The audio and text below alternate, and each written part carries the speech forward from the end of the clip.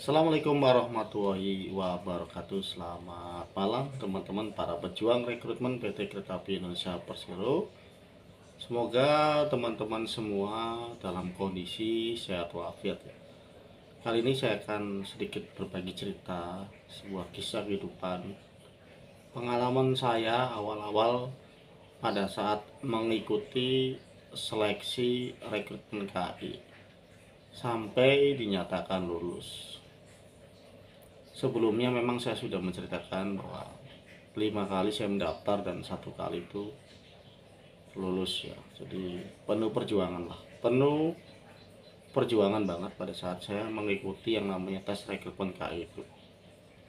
Karena beberapa faktor kecil seperti salah memasukkan angka nomor KTP, nggak lulus administrasi, kemudian nggak lulus psikotes, itu menjadi suatu hambatan buat saya pribadi buat lulus di KAI. Tapi alhamdulillah ya, karena saya tidak menyerah, terus mencoba akhirnya alhamdulillah saya bisa sampai sekarang ini ya bisa lulus ya. Saya akan berbagi cerita teman-teman. Kebetulan nih teman-teman kan sedang menunggu informasi kelulusan tes kesehatan tahap akhir. Mungkin yang lagi menunggu ini sangat lumayan sebagai gambaran bahwa kalau kita nanti diterima di KAI itu seperti apa sih gitu kan, kondisinya seperti apa. Pada saat itu saya kebetulan diterima di Daup 1 Jakarta ya di tahun 2012. Pada saat itu memang di Jakarta kondisi masih agak semrawut ya, karena belum ada penertiban untuk penumpang-penumpang yang berdagang di kereta itu pas lagi masa-masanya Bapak Ignatius Jonan. Kemudian masa-masa pembersihan gitu, termasuk PKL, gelandangan, orang-orang yang tidur stasiun. Jadi pas saya ke Jakarta itu pas dinyatakan lulus ya, itu ternyata masih semrawut dari Jakarta. Pada saat saya masuk pendidikan itu lagi ada pembersihan, stasiun-stasiun dibongkar, kemudian stasiun PKL yang ada di stasiun, ruko-ruko ataupun ditertibkan semua. Penumpang-penumpang juga yang dulu ada yang namanya suster ngesot ataupun pengamen itu semua ditertibkan. Sistem di KRL pun dulu yang pakai tiket-tiket ya kecil seperti ini sekarang pakai gate. Jadi nggak bisa sembarangan orang masuk kalau memang tidak punya kartu gate. Sudah lumayan baik lah sekarang ya. Jadi begitu saya dinyatakan lulus teman-teman ya, seperti yang saya ceritakan, yaitu saya alhamdulillah bersyukur ya, karena memang itu suatu yang saya tuju, saya perjuangkan dari awal gitu. Walaupun beberapa tahun sebelumnya saya udah bekerja juga, saya sambil berusaha untuk mendaftar untuk posisi yang lumayan baik lah, karena saya yakin ya, waktu itu saya yakin kerja di BUMN tentunya menjamin untuk kehidupan saya dan nanti masa depan keluarga saya. Mungkin waktu itu belum menikah ya, tapi saya yakin banget ya, karena di BUMN itu saya yakin bisa terjamin lah kehidupannya, karena tentunya dengan gaji yang pasti sesuai ya, dengan bonus-bonus dan sebagainya. Dan alhamdulillahnya ya, setelah diterima di KAI ini ya, saya merasakan ya, kok beda gitu kan, kok beda waktu saya mungkin kerja di swasta gitu kan, sangat berbeda. Dari gaji pun lumayan, dari beberapa fasilitas kesehatan yang saya terima alhamdulillah ya. Jadi ya syukurlah sesuai dengan apa yang saya pikirkan sebelumnya, alhamdulillah pada saat itu. Cuman saya udah bilang ya awal-awal ke teman-teman, mungkin teman-teman yang baru pertama dinyatakan lulus seleksi itu tentunya teman-teman minimalnya ya adalah megang-megang uang lah buat nanti ngekos ataupun mencari tempat singgah dulu sebelum nanti ada yang namanya pendidikan di BPTP atau BB Opsar kan. Karena sebelum masa itu teman-teman pasti ada yang namanya masa orientasi ataupun pengenalan lingkungan sekitar KAI. Masa orientasi ini berlangsung antara 2 sampai 3 bulan.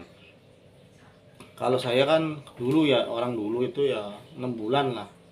6 bulan itu ya belum tentu lulus. Kalau sekarang sih sudah tentunya sudah lulus kalau sudah dinyatakan lulus seleksi itu sudah dinyatakan lulus, tinggal teman-teman mengikuti yang namanya masih orientasi, pengenalan beberapa unit kerja yang ada di lingkungan KAI. Jadi ada beberapa unit kerja yang mungkin teman-teman akan disinggahi oleh teman-teman, termasuk unit yang di operasi ya. Di operasi itu ada beberapa seperti PRUKA, kemudian PPKA, listrik aliran atas, jalan rel ya. Salah satunya itu Sintel. Jadi teman-teman akan keliling di situ ya. Situ teman-teman tentunya banyak ilmu ya. Sekarang banyak ilmu dan tentunya sekarang tuh banyak pengalaman. Berbeda dengan saya waktu itu, karena saya posisinya memang pada saat mendaftar itu adalah rekrutmen masinis ya. Sedikit saya ceritakan, waktu itu sekitar 15.000 peserta yang daftar di daerah operasional 1 Jakarta itu yang diterima ya. Pada saat itu rekrutmennya memang ada di Jakarta. Jadi seluruh Indonesia itu cuma daftar di Jakarta. Dan yang diterima itu 102 orang ya, 102 orang khusus untuk rekrutmen masinis. Tidak ada pilihan untuk rekrutmen masinis, dengan tentunya dengan masinis ini dengan kualitas kesehatan dan tes yang harus A ya, dengan skala tidak ada tidak ada nama kekurangan, itu jarang sekali yang kekurangan, itu semua yang harus yang benar-benar sempurna milihnya ya. Kualitasnya harus A ya, seperti halnya dengan PPKA gitu kan, itu harus A ya, karena dia itu ya memang mengoperasikan alat gitu kan, seperti halnya masinis sama ya. Jadi pada saat itu 15.000 yang diterima, sekitar 102 orang yang dinyatakan lulus yang berhak untuk mengikuti pendidikan O61 atau pendidikan awak sarana perkeretaapian pertama di BPTP Bekasi. Dulu namanya BPTP Bekasi ya, karena sekarang namanya BPTP Sopyan Hadi Bekasi. Jadi tingkat awak sarana perkeretaapian tingkat pertama ya di Bekasi. Itu selama 6 bulan, 3 bulan di asrama, 3 bulan di lapangan. Jadi lumayan lama ya teman-teman, lumayan lama dibandingkan dengan yang sekarang ya. Itu lumayan lama. Dan itu belum tentu teman-teman lulus, waktu itu belum tentu lulus juga. Kalau memang nanti setelah lulus diklat itu nggak lulus, itu otomatis bisa dibalikan ke daerah masing-masing. Jadi bersyukurlah buat teman-teman yang rekrutmen sekarang ini ya. Kalau teman-teman sudah dinyatakan lulus, ya udah itu sudah masuk ke kontrak kerja ya. Sudah masuk ke pegawai tetap. Dengan catatan teman-teman tetap pada saat nanti masa orientasi ya kelakuan yang baik. Apa ya? Karena itu juga mempengaruhi teman-teman nanti ke jenjang karir berikutnya. Sekarang juga alhamdulillah kalau dibandingkan dengan dulu saya ya, gaji itu nggak full ya, dikasih itu nggak full banget ya, 80% saya digaji. Kalau sekarang udah masuk teman-teman udah lumayan, udah ya sedikit lumayan lah, udah di atas 5 lah. Kalau dulu saya masih 80% itu ya masih belum sempurna gaji selama 6 bulan itu. Kalau sekarang udah masuk udah lumayan lah. Tinggal teman-teman pinter-pinter aja atur keuangannya, karena mungkin beberapa teman-teman kita ini mungkin nggak semuanya tinggal di daerah sendiri ya. Ataupun begitu dinyatakan lulus itu tidak harus atau tidak kebetulan saja pas dinyatakan lulus ternyata penempatannya bukan di daerah sendiri, dan itu memang memerlukan strategi buat pengaturan keuangan ya, karena di daerah orang kan tidak bisa tiap hari pulang gitu. Kembali lagi ya ke pengalaman saya. Jadi pada saat itu di Jakarta ini masih agak semrawut karena banyak, masih dalam rangka untuk penertiban para pedagang-pedagang, stasiun-stasiun dirapiin, dan untuk kartu untuk pintu masuk KRL itu atau stasiun itu ya masih dengan tiket gitu kan. Kebetulan pada saat itu saya itu sudah masuk pendidikan di Bekasi. Pada saat itu sudah masuk pendidikan, tahu-tahu di akhir tahun itu ada namanya posko lebaran ya, Natal dan tahun baru. maaf, lebaran ya, lebaran. Jadi pada saat itu kita ini dari BPTP berhenti dulu pendidikannya karena masa posko, ikut membantu yang namanya posko-posko kereta api di stasiun, contohnya stasiun Gambir, stasiun Pasar Senen, stasiun Jatinegara, stasiun Manggarai. Waktu itu memang buat naik turun KAJJ. Kebetulan saya pribadi ditempatkan di stasiun Jatinegara. Terus ngapain waktu itu ya? Jadi saya waktu itu dapat teman-teman sekitar 5 orang ya, 5 orang ini dapat jadwalnya boarding pass. Boarding pass memeriksa kelengkapan tiket-tiket para penumpang yang akan naik kereta di stasiun Jatinegara. Dicek ya berapa tuh. Kita stempel masih manual gitu ya. Kalau dulu masih manual perhitungannya. Kemudian dilaporin ke stasiun, dilaporin di apa namanya, direkap berapa nih dari Jatinegara yang berangkat, dari Gambir berapa gitu. Itu tugas saya dulu sebagai masih apa ya, capek ya. Kalau di PNS mungkin capek, masih siswa magang lah, masih magang, pegawai kontrak magang dulu namanya, itu pegawai kontrak magang. Jadi belum pegawai 100%, masih magang, seperti itu kerjaannya. Kemudian ya main lah ke depo-depo lokomotif gitu kan. Nah pada saat seperti itu kan otomatis kita ini belum apa ya, belum mendapatkan mes ya pada saat nanti kita sebelum pendidikan. Waktu saya udah pendidikan pun sama begitu, ada tugas seperti itu ya, kita harus mencari tempat tinggal sementara atau mes atau kos-kosan gitu yang dekat-dekat dengan wilayah tugas kita. Seperti saya di Jatinegara, saya ngontrak di Pisangan atau daerah-daerah Pisangan Jatinegara ya. Waktu itu patungan juga sama orang dari daerah Kuningan ya, namanya Eka Nugraha. Sekarang dia dinas di UPT KA Serpong ya. Itu cuman berdua itu bayar 250 ya, 250 itu tahun 2012 ya. 250. Kalau sekarang mungkin bisa 800 ya. Berdua dengan rumah ya, satu rumah dibagi-bagi petakan gitu ya. Dibagi-bagi satu rumah tuh bisa 5 orang. Kamar mandi satu. Ya begitulah kondisinya ya pada saat itu. Jadi teman-teman pun ya tentunya jangan kaget apabila kondisi memang seperti itu ya. Harus pintar-pintar ya kita mengatur kondisi keuangan pada saat nanti teman-teman awal-awal belum mendapatkan gaji. Oke, kembali lagi ke kisah saya dulu ya. Jadi memang saya rasa memang lumayan begitu teman-teman nanti diterima di perusahaan seperti BUMN ini dengan lulusan SMA seperti saya ya. Walaupun saya udah punya ijazah di atas SMA, cuman yang diakui ijazah SMA ya, dengan lulusan SMA ini ya sangat lumayan ya, sangat lumayan lah di sekelas KI ini, sangat lumayan. Itu dibandingkan kita kerja di tempat-tempat lain itu lumayan. Kalau di kelas BUMN teman-teman tidak usah khawatir dengan masalah salary ataupun gaji ataupun lingkungan kerja, udah aman lah ya. Kayak di luar, waktu saya kan nggak langsung ujuk-ujuk kerja di KI kan, udah pengalaman di beberapa pekerjaan tuh. Persaingan pekerjaan itu memang lumayan kalau di luar, kalau di swasta ya. Kalau di BUMN ini ya memang agak tidak terlalu seperti itu ya. Kalau kita memang berkompeten, punya keahlian gitu kan, mungkin cepat karirnya ya. Luar biasa memang saya rasakan teman-teman ya. Jadi buat teman-teman nanti akan merasakan sendiri apa sih itu rasanya kerja di BUMN ya. Apalagi pada saat itu memang formasi yang saya pilih itu formasi yang memang banyak ya, banyak peminatnya, yaitu masinis itu udah banyak banget peminatnya.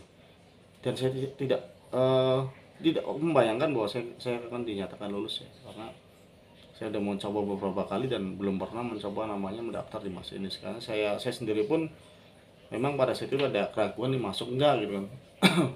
Saya itu biasanya saya memang daftar tuh selalu PPKA dan konektor. PPKA dan konektor. Kebetulan saya mencoba masinis ini kok masuk gitu kan. Nah, di situ kan mungkin rezeki saya di situ. Kemudian setelah balik lagi ya cerita ya. Setelah posko selesai itu kita dibalikan lagi ke BTP pendidikan lagi selama sampai 3 bulan ya. Jadi di asrama itu kenyang ya, kenyang. Di asrama nanti teman-teman kenyang sama pendidikan materi-materi seperti seputar dunia perkeretaapian, peraturan-peraturan dinas. Kenyang teman-teman. Di situ kayak teman-teman itu kayak apa ya? Kayak sekolah ya, namanya sekolah ya. Dapat sertifikat teman dari dinas juga ada. Jadi sertifikatnya itu sah ya. Sertifikat lulus pendidikan ini apa misalkan O61, kalau saya kan O61 namanya. Pendidikan seperti itu ya. Sertifikatnya itu sah itu. Ada keterangannya, ada namanya, ijazah lah, ijazah. Teman-teman punya ijazah loh, lulus dari pendidikan itu ijazah. Ya, walaupun cuma 6 bulan tuh ada 3 bulan ijazah, namanya pendidikan tuh ada ijazahnya. Selembar ada fotonya, itu ada nilainya, karena di situ teman-teman nanti belajar, kemudian nanti ada ujian. Ada ujian, diuji lagi. Belajar ujian, kemudian nanti di akhir teman-teman namanya ada ujian komprehensif.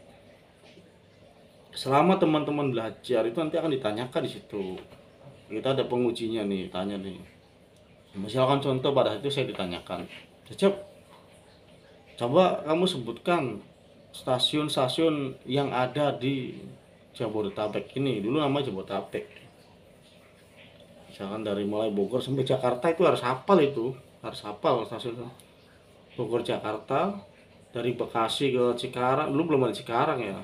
Dari Bekasi ke Jakarta, dari Parung Panjang misalkan sampai Tanah Abang itu loh, puterannya harus hafal semua. Tangerang sampai Duri itu harus hafal semua namanya. Kemudian untuk pengereman kereta seperti apa gitu, ini semua dibahas. Kamu jelaskan cara mengerem ini, wah, jelaskan semua.